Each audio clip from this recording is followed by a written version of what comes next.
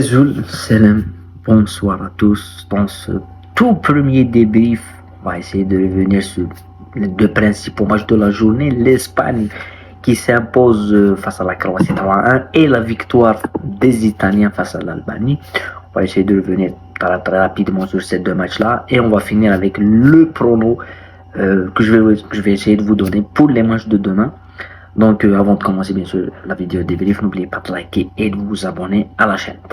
Bon, Espagne-Croatie, c'était le choc un petit peu de cette journée, de cette première journée avec le groupe de la mort, avec l'Italie de l'autre côté. Donc on s'attendait quand même à un match où on doit voir peut-être une Espagne nouvelle, avec un nouveau sélectionneur, avec une nouvelle philosophie, et on l'a vu dans ce match-là, mais surtout avec de nouveaux visages, avec des jeunes qui sont en train d'exploser, et je pense pour une fois, on les a vus. C'est vrai qu'on ne va pas s'enflammer sur l'Espagne, il faut jamais s'enflammer dans le premier tour, sur le premier match. Il y a des équipes qui peuvent aujourd'hui perdre le premier match et gagner la compétition à la fin. Voilà. Ça c'est la loi du football. Mais on sent que cette équipe espagnole a du potentiel. On le sent tactiquement et on le sent surtout avec des individualités comme Lamine Yamal et tout ce que ça propose au milieu de terrain et en défense avec des joueurs qui ont pris de la maturité. Quand on parle de Nacho, qui était un joueur de seconde zone pendant presque toute sa carrière, aujourd'hui il devient titulaire au Real Madrid et il est le patron, si on peut dire, avec le Normand, avec Carvajal sur le côté. Donc il y a d'expérience, il y a de la jeunesse qui est très prometteuse. Donc on a eu quand même cette attente du côté de l'Espagne. De l'autre côté, la Croatie, on les connaît. C'est les éternels dinosaures, c'est des joueurs qui sont vieux depuis longtemps, mais qui peuvent aller en demi-finale de Coupe du Monde, aller en finale de Coupe du Monde, sortir les équipes les plus coriaces. Ils ont sorti le Brésil, on les attend jamais. Donc on avait toujours cette connotation quand on parle de la Croatie. Mais quand on voit le match d'aujourd'hui, je pense, quand on parle de possession, tir, occasion dangereuse, la Croatie est supérieure à l'Espagne en matière de possession. Déjà, c'est une statistique assez surprenante. Et quand on parle d'occasion dangereuse, de tir cadré, de tir de frappe tout court, de tir tout court, la Croatie est aussi supérieure. Et à la fin, c'est l'Espagne qui gagne 3-0. Score net, première mi-temps, 3 buts, une efficacité sans précédent. C'est-à-dire qu'on n'a jamais vu l'Espagne être aussi efficace depuis très longtemps. Même quand ils étaient la meilleure équipe du monde en 2008 jusqu'à 2012, ils n'étaient pas aussi efficaces. Ils n'étaient pas aussi tueurs, aussi cliniques. Là, on sent qu'ils sont efficaces. Ils ont quitté certains dogmes footballistiques comme la possession. Non, on peut donner la possession, on peut souffrir, on peut défendre son ballon et on va gagner. C'est là où ça change du côté de l'Espagne. Et c'est pour ça que, pour moi, aujourd'hui, l'Espagne, moi, je m'enflamme pas sur les premiers matchs, mais je pense que cette équipe espagnole peut faire quelque chose. Je ne veux pas dire qu'ils vont la gagner, non, mais oui, ils seront au rendez-vous.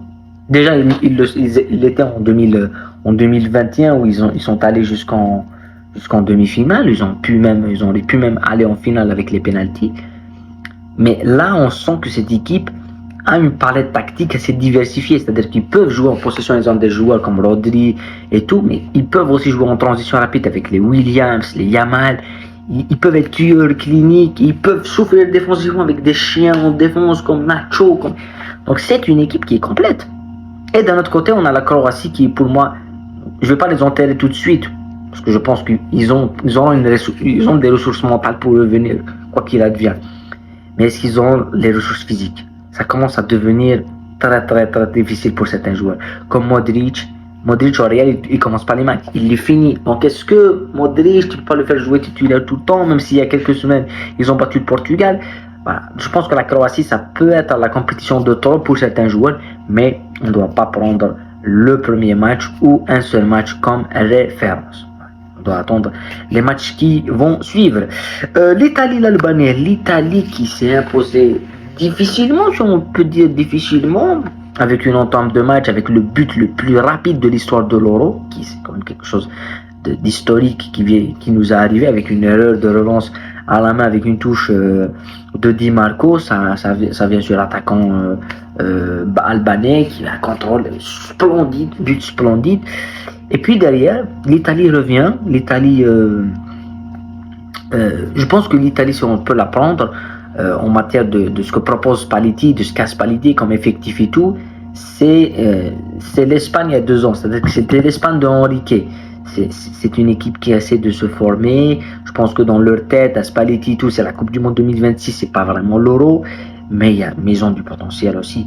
Ils ont vraiment du potentiel. Quand tu vois Chiesa en attaque, qui est capable de le faire, Scamacca en pointe, je pense que cette équipe italienne a du jeu, on les a vus. Déjà, ne pas douter. Ils pouvaient rentrer dans le doute et souffrir, parce que beaucoup d'autres équipes à leur place auraient douté.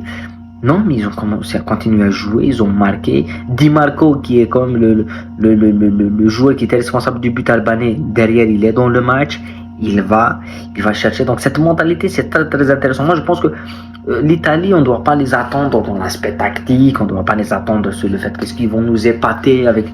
Non, on doit les attendre sur l'aspect mental. Je pense que l'aspect mental est une référence italienne et que si ils ont le mental, ils pourront faire chuter n'importe qui. Les Albanais avec Silvino, qui est venu avec un projet, on le connaît même avant le début de l'Euro, c'est de jouer bloc bas, avec un 4-4-2 très très bas, tous ces matchs bloc bas.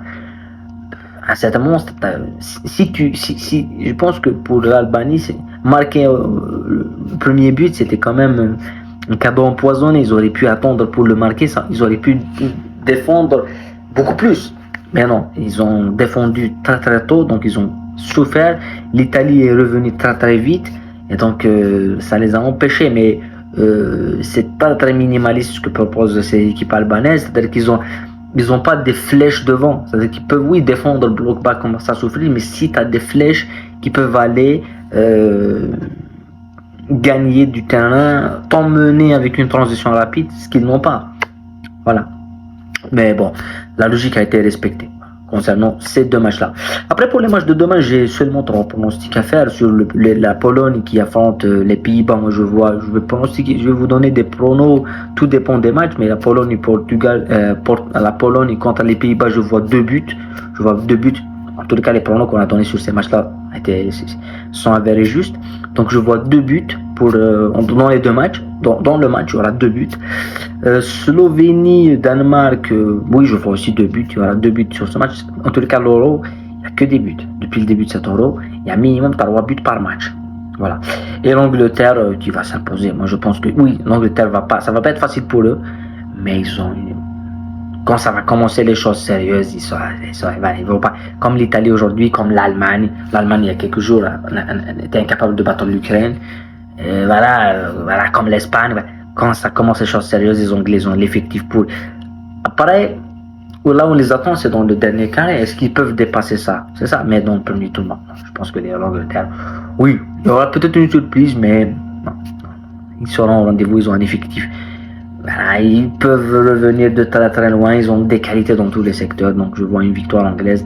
Demain, bien sûr, on va y revenir, on va débriefer tout ça et on va revenir sur les pronos comme d'habitude. Voilà. Prenez soin de vous, la paix sur vous et à très bientôt.